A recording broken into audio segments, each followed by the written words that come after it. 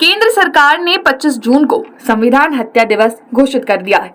गृह मंत्री अमित शाह ने शुक्रवार 12 जुलाई को सोशल मीडिया पर पोस्ट करके इसकी जानकारी दी।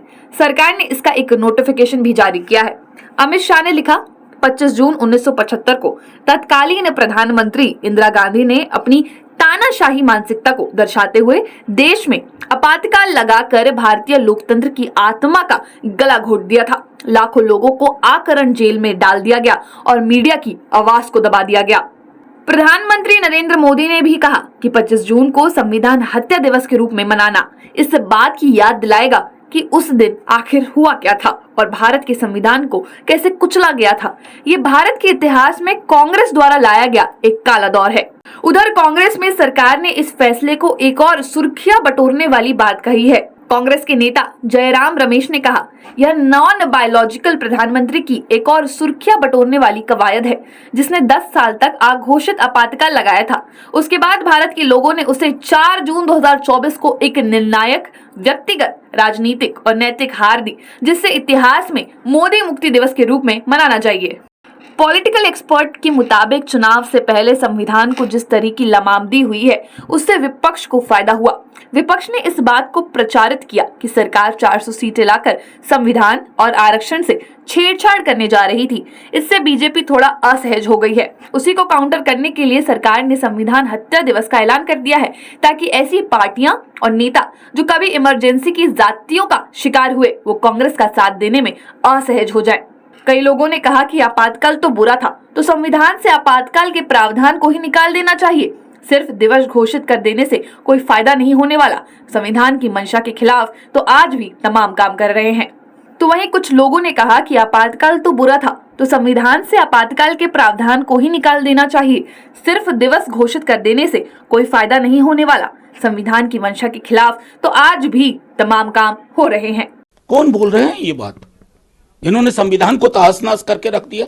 इतने बरस बाद भाजपा खुद को वो उनका जो एंटी पीपल पॉलिसीज है, डिजास्टर्स है, उसका जो बुरा हाल है देश का, उससे नजर घुमाने के लिए ये पुराना कार्ड वो खेलने की कोशिश कर रहे हैं। हमको एक एग्जाम्पल सेट करना है कि भविष्य में कांग्रेस पार्टी ने जैसे संविधान की हत्या की, ऐसा कभी दोबारा ना हो।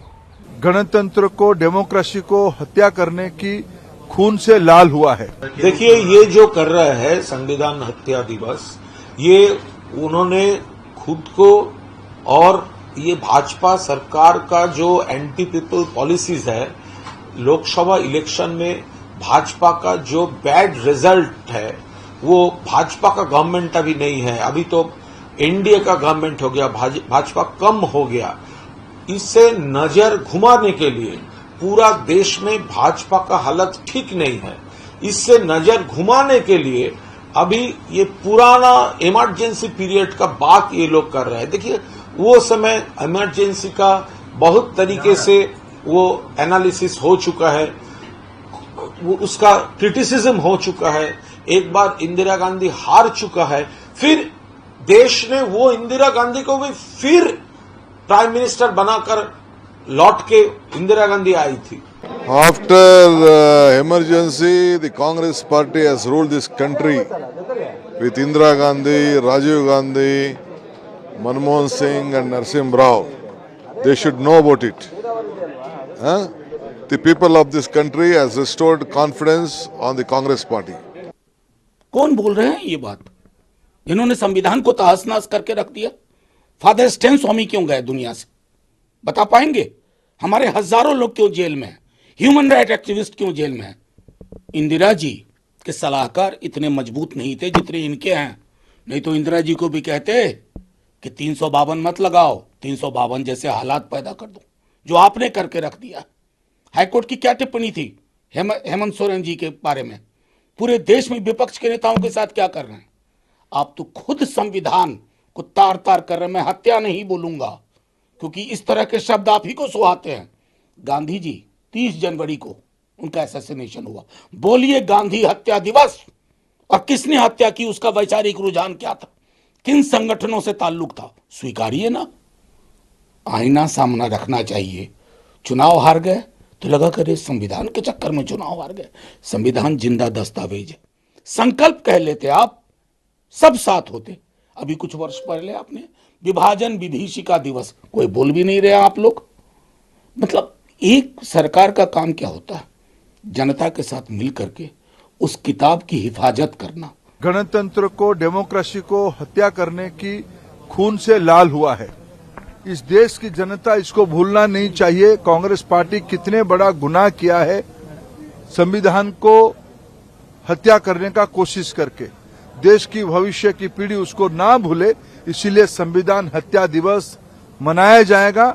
देश की नई पीढ़ी के अंदर उस वार्ता को आगे लाया जाएगा और स्कूलों में भी, कॉलेजेस में भी भारत की संविधान के बारे में महत्व बढ़ाते हुए उस एस्पेक्ट को भी सामने रखा जाएगा। पिछले दिनों में कुछ लोगों ने, संविधान विरोधी लोगों ने कैसे संविधान को हत्या किया था। 25 जून रात को 1975 में जब हमारे संविधान की हत्या की गई थी, वो कभी भी हम नहीं भूल सकते हैं। आदरणीय प्रधानमंत्री मोदी जी ने संविधान को अपने सर आंखों पर बिठा करके संविधान में जो लिखा है सिर्फ वो शब्द ही नहीं, संविधान के जो स्पिरिट है उसको भी जीना है। ये सब देशवासियों को अपील किया है और जो निर्णय हुआ है ये बहुत अच्छा निर्णय है, क्योंकि हमको एक एग्जाम्पल सेट करना है कि भविष्य में कांग्रेस पार्टी ने जैसे संविधान की हत्या की, ऐसा कभी दोबारा ना हो, इसके लिए निर्णय किया गया है। ये बहुत देश के लिए ज़रूरी है, संविधान के लिए ज़रूरी है। और डॉक्टर बाबा साहेब B.R. अम्बेडकर जी ने जो संविधान दिया है इस देश को, उस संविधान का रक्षा करना हम सबका दायित्व है। और कांग्रेस पार्टी संविधान की हत्या करते हैं और फिर नाटक करता है, संविधान का कॉपी पकड़ के लहराने का नाटक करता है। ये बहुत गलत बात है।